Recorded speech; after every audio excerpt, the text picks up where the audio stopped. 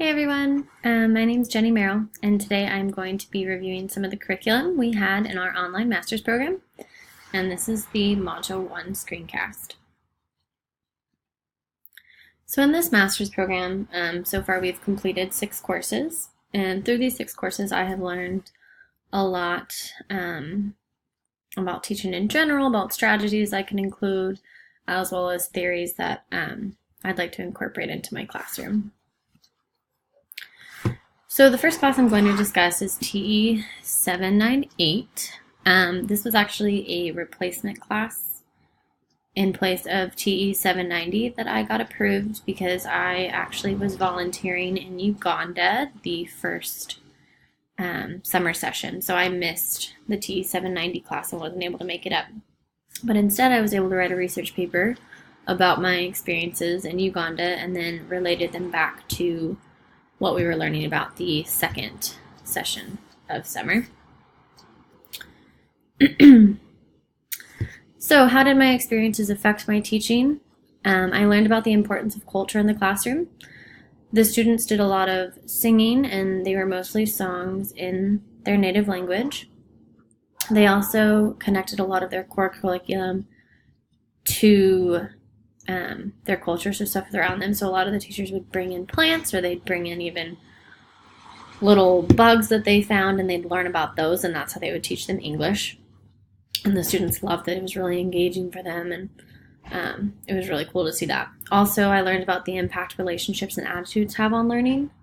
So you could see the relationships that the teachers had formed with the students, as well as the relationships the teachers have formed with each other. They have an hour-long lunch period where the kids are allowed to go out and play, so they get a lot of activity, and then the teachers are all together having lunch, and they're discussing their classrooms, but they're more so not discussing trouble kids. They were discussing new strategies that they tried.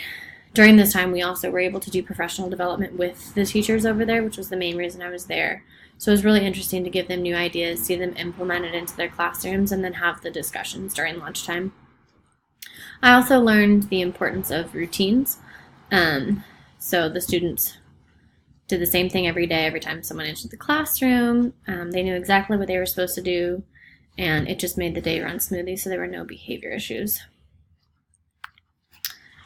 The next class I'm going to review is TE 693. Which is Measurement and Assessment for Student Achievement. In this class, although I had known how to collect data and I knew that it was important, I didn't really know how to use that data to benefit myself and my students. So that's what this class did for me. We learned how to calculate linear regression and how these lines can be used to predict student scores and form a goal line. So let's say you have a student and you want to see where they should be by the end of the month, or a goal for them at the end of the month, and then you'd be able to tell if they reached that goal. And then if they weren't reaching that goal, then you could come in with response to intervention, or RTI, which uses specific interventions, and then you can see if those interventions are working for the student, so if they're reaching that goal line. If they're not, then you can change the intervention and keep going with that until you find something that works for the student. We also learned about reliability, which can be used to find parallel forms. So if I give the students 2 different tests, making sure that those tests are comparable, as well as internal consistency. So going through the questions of the test and making sure that they're all the same difficulty. There's not one that's kind of outstanding that all the students missed. And if so, then you can use that data and kind of take that question off the test. We also had LDT 057, which was Advanced Teaching with Technology. And this class not only taught us the pros and cons about technology, but it also taught us how we can use the technology to benefit our students as well as ourselves. So we learned about the 4 realms of effective technology use, which really was a self-monitored tool to see how well you're using technology in the classroom, or how often you are, for different categories. We also had the SAMR model, which is a model that we could use to integrate technology into the lessons. It kind of gave you different levels of integrating the technology into the lesson, and it made you think of, okay, is this going to benefit the lesson, or is it going to hinder the lesson? We also discussed flipped learning with screencasting. Screencasting is what we're doing right now, and I kind of learned that we can use these screencasts to supplement lessons, either having the students watch the lessons prior to the class, or having the students watch them that night if they need extra review. Next, we had TE 677, which was Research Pedagogy for Diverse Learners. This class gave me a lot of the theories that I used in my theoretical framework research paper and kind of started the baseline for my personal theoretical framework for education. So the ideas that were covered: the caring-centered multicultural education. These are those theories that make up my framework. They include Ned Downing's ethic of care, the sociocultural theory of learning, and then John Dewey's education for democracy. We also learned about model of culture and that there are 3 levels of culture, and that it's important to not only teach to the first level, such as clothing and language and traditions, but to get into the deeper levels of culture as well, so you can further connect with your students. And then we also learned about the importance of integrating culturally relevant elements into your lessons alongside content. Next was TE 615, which was teaching critical thinking using technology. I really enjoyed this class because we not only discussed critical thinking strategies and how we can incorporate it into our lessons, but we also talked about the safety with technology and some of the things you need to think about before using technology in the classroom. So we discussed the digital divide, which was considering that your students might not have technology at home, and realizing that if you do ask the students to watch a video before class, knowing that some of them might not be able to, and really having that in your mind before you assign certain assignments. We also talked a lot about critical thinking strategies, and we were provided a link to the critical thinking handbook, which there's different handbooks for different grades, and how you can use this handbook to remodel your lessons to include more critical thinking strategies.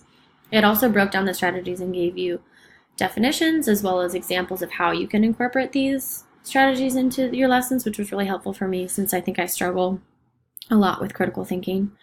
We also learned about learning activity types, or LATs, and how to refresh your lessons using these.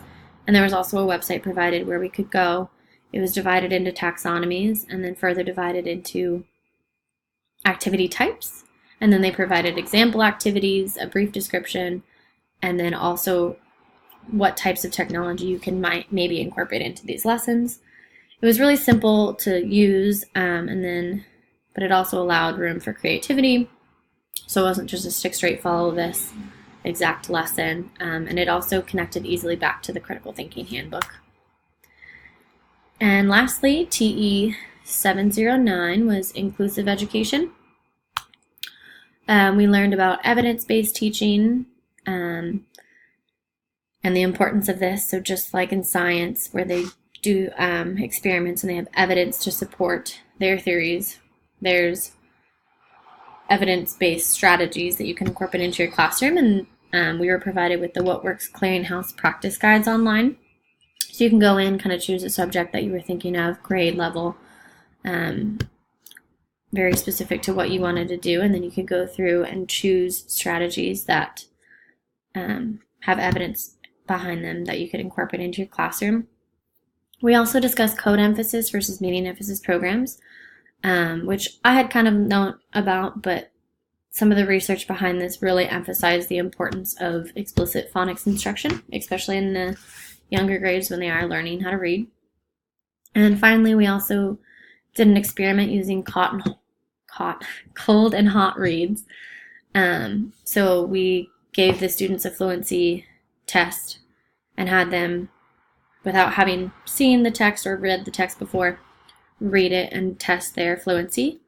And then we retested the student, but we read the text to them first and then had them read the text to see the difference in fluency. And it really made a big difference when we had pre-read the text to them. So it also just reiterated the importance of pre-reading and rereading strategies in the classroom. And that's all for today. Thank you for listening.